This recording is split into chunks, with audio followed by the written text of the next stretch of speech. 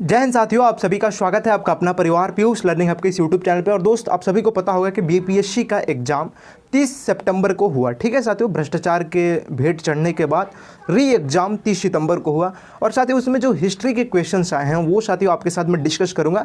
देखो, मेरा ऐसा पर्पज़ नहीं कि मैं आपको एनालिसिस करवा रहा हूँ इस पेपर का। मेरा ये प्रयास है कि साथियों एक बहाना, जैसे ये बीपीएससी का पेपर डिस्कस कर रहे हैं, इसी बहाने हम दो चार कॉन्सेप्ट सीख लेंगे, बस साथियों इतना ही उद्देश्य है। और बाकी तो गुरुजन करा ही रहे हैं, बीपीएससी पेपर एनालिसिस तमाम तरह की चीज़ें।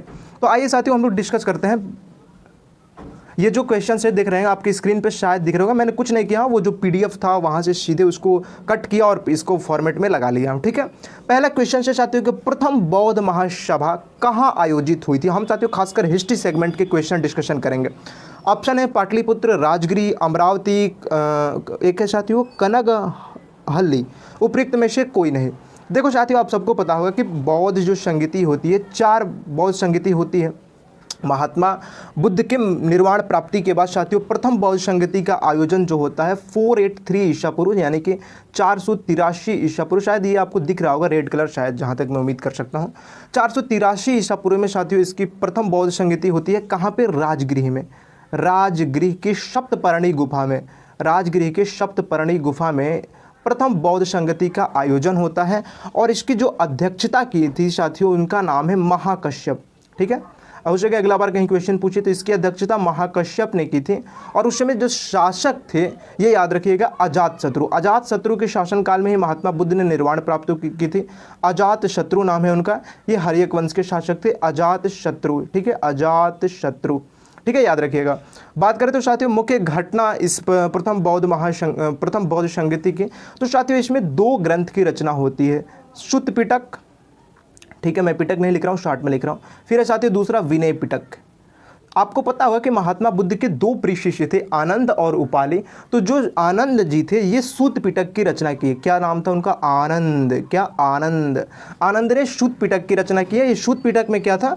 बुद्ध के उपदेश थे और बाकी जो जातक कथा है जिसमें बुद्ध के पूर्व जन्म की कथाएं वर्णित है, उसकी जानकारी हमें सूत पिटक से मिलती है। दूसरे जो उनके प्रिय शिष्य थे उपाली। ठीक है साथियों, उपाली। और उपाली ने जो रचना की उसका नाम है विनय पिटक। और इसमें जो बौद्ध संघ है उसके नियमों का उल्लेख हमें विनय पिटक में मिलता है। तो ये साथियों हमें लगता है प्रथम बौद्ध संगीति आपको क्लियर हो गया, 483 में होता है। इस प्रश्न का सही उत्तर तो क्या हो जाएगा? राजगृह। कहाँ होता है साथियों? राजगृह। लेकिन सेकंड जो बौद्ध संगीति होता है, हो सके अगले एग्जाम में सेकंड बौद्ध संगीति पूछ ले, तो भाई हम लोग इसी तरीके से तो उम्मीद कर सकते हैं। बाकी तो कोई एग्जामिनर का पता नहीं होता है कि क्या पूछ लेगा। तो साथियों सेकंड जो बौद्ध संगीति हुई थी, सेकंड नंबर का याद रखिएगा, सेकंड जो बौद्ध संगीति हुई थी उसका समय है 383, यानी कि 383 ईसा पूर्व में साथियों सेकंड बौद्ध संगीति होती है। कहाँ होती है? वैशाली में। ठीक है साथियों, याद रखिएगा कहाँ होती है? वैशाली में। और बात करें तो इसकी जो अध्यक्षता की थी उनका नाम है शब्बा कामी। अध्यक्षता जो की थी उनका नाम है शब्बा कामी, कई जगह सर्वकामी मिलता है, शब्बा कामी। और उस समय शासक था कालाशोक। ठीक है साथियों, शासक था कालाशोक, याद रखिएगा। इसे काकवर्ण के भी नाम से जाने जाते हैं। तो 383 ईसा पूर्व को आप याद रखिएगा सेकंड बौद्ध संगीति हुई थी। और जो थर्ड नंबर की बौद्ध संगीति है साथियों उसके बारे में हम लोग डिस्कस कर लेते हैं। अशोक किस्म, ये भी काफ़ी फेमस है साथियों, ये भी पूछ सकता है। तो जो द्वितीय बौद्ध संगीति है मैंने आपको बता दिया 383 ईसा पूर्व में, कालाशोक उस समय शासक था, काकवर्ण भी इसका नाम है। यहाँ पे साथियों 1-2 घटना होती है कि जो बौद्ध धर्म में जो 10 शील थे उसको मानने के लेकर मतभेद होता है। और बौद्ध धर्म जो था, बौद्ध जो संघ था, याद रखिए धर्म और संघ में अंतर है साथियों। जो बौद्ध संघ है वो 2 भागों में बट जाता है। एक को पूर्वपंथी कहते हैं और दूसरा है साथियों पश्चिमपंथी। पूर्वपंथी में खासकर वो लोग आते हैं जो वैशाली व पाटलिपुत्र के लोग शामिल थे। पश्चिमपंथी में अवंती व कौशल के लोग शामिल थे। ठीक है साथियों, तो जो पूर्वपंथी के लोग थे इन्हें क्या कहा गया? स्थिरवादी। ठीक है साथियों, स्थिरवादी कहा गया।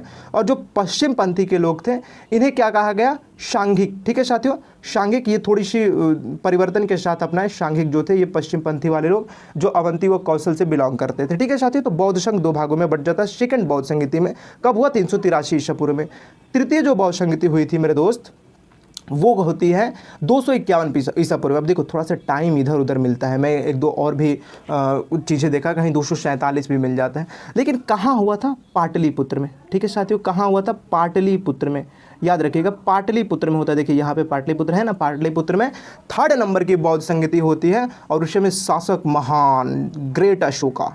ठीक है साथियों, मौर्य वंश का शासक अशोक के शासनकाल में तृतीय बौद्ध संगति होती है। और अध्यक्ष जो थे उनका नाम था, जो इसने अध्यक्षता की थी, उनका नाम है मोगलीपुत्र तीस। और मोगलीपुत्र तीस ने साथियों एक तृतीय ग्रंथ की रचना की जिसका नाम है साथियों अभिधम पिटक। क्या नाम है? अभिधम पिटक। देखो, दो रचना तो तुम लोगों ने पहले करवा दिया, कौन? सुत पिटक और विनोद पिटक। अब करवा दे अभिधम पिटक की रचना तृतीय बौद्ध संगति में, जो अशोक के शासनकाल में हुआ था। कहाँ? पाटलिपुत्र में।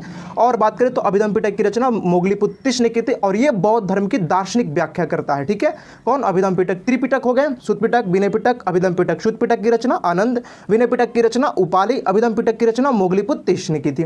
तो 3 बौद्ध संगति आपका कंप्लीट हो गया। और चौथी बौद्ध संगति है मेरे भाई, 4th बौद्ध संगति जो हुई थी वो हुआ था ईसा की प्रथम शताब्दी में।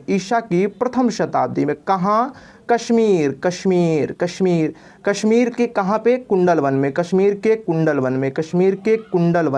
ठीक है। और बात करें तो इसके समय शासक कौन था? कनिष्क शासक था। कनिष्क कुषाण वंश का शासक जो था, कनिष्क कुषाण वंश का शासक था। ठीक है, तो कनिष्क शासक था। और बात करें तो भैया अध्यक्षता कौन किया था चतुर्थ बौद्ध संगति की? तो उनका नाम है बुद्धघोष। ठीक है, बुद्धघोष या अश्वघोष इनका नाम है। बुद्धघोष ने साथियों अध्यक्षता की थी चतुर्थ बौद्ध संगति, जो ईसा की प्रथम शताब्दी में हुई थी।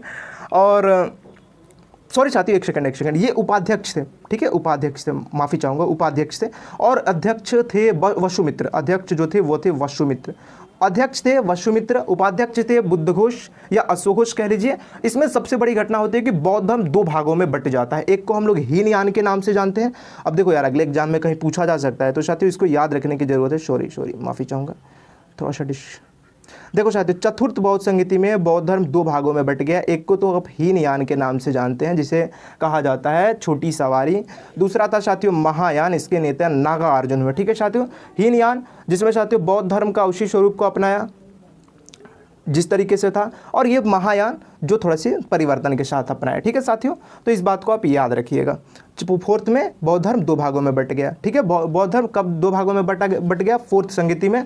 और बौद्ध संघ कब 2 भागों में बट गया? द्वितीय बौद्ध संगति में 383 वाली घटना में।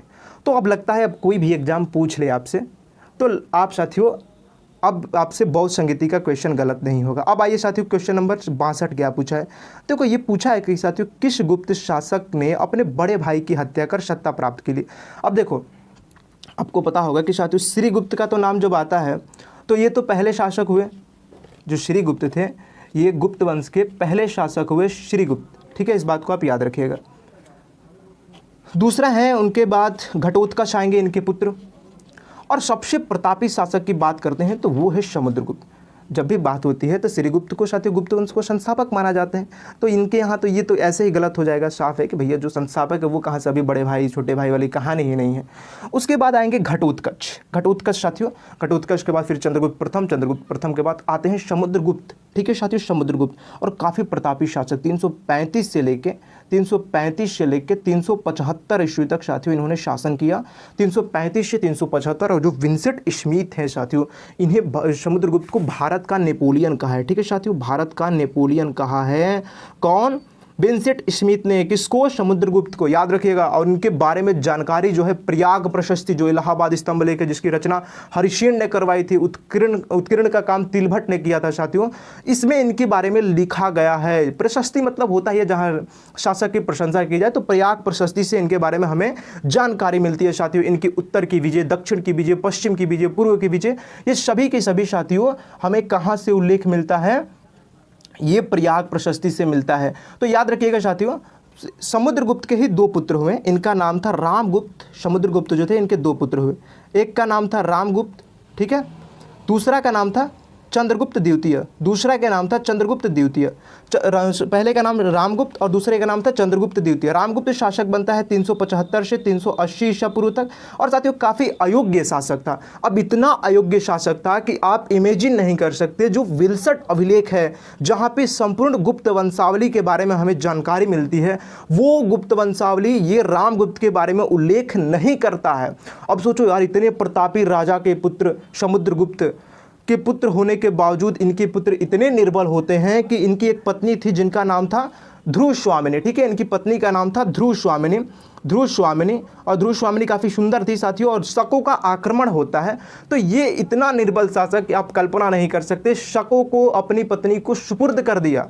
और याद रखिएगा साथियों, जो रामगुप्त है ये सब हमें जानकारी कहाँ से मिलती है, ये सब हमें जानकारी जो मिलती है साथियों बाणभट्ट द्वारा रचित ये जो विशाखा दत्त ने अपने ग्रंथ की रचना की है देवी चंद्रगुप्तम, एक विशाखा दत्त जो थे ये साथियों एक ग्रंथ की रचना की है देवी